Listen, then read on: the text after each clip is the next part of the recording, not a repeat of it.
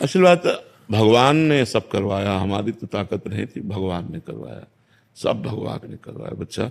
हम मतलब सच्ची कह रहे हैं, हम कोई भाव की बात नहीं कह रहे, हमसे भगवान ने करवाया।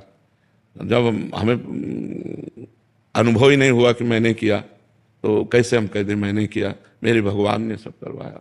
मुझे कदम कदम पर वो आत्मबल देते गए, कदम कदम पर वो संभालते गए, वही सब संभालते, वही, कुछ नहीं, केवल भगवान। भगवान वो जो चाहे वो करवा सकते हैं, जिससे चाहे उससे करवा सकते हैं, तो उन्होंने ये सब करवाया। हमारे बस की बात तो थी नहीं, हम भी मनुष्य हैं, हमारे बस की बात नहीं थी, भगवान ने सहाया। अब जैसे कई कई दिन भोजन नहीं मिला तो कभी घर की याद नहीं आई कि यार चलो घर एक बार तो, जैसे भगवान रखे।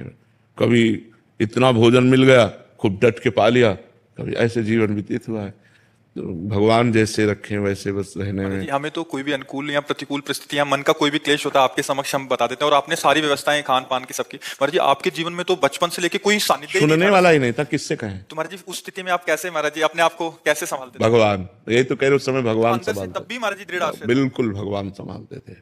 जब हमें कभी शारीरिक पीड़ा पहुंचती तो गंगा किनारे थे, तो स्मशान में जब कुत्ते लाश नोच रहे होते, उस समय दिखाते थे कि देख ये होता है शरीर की दुर्दशा, तो तू जीवित है, अभी नाम जप कर ले, भगवान का चिंतन, मरने के बाद तेरे शरीर की यही दशा होगी।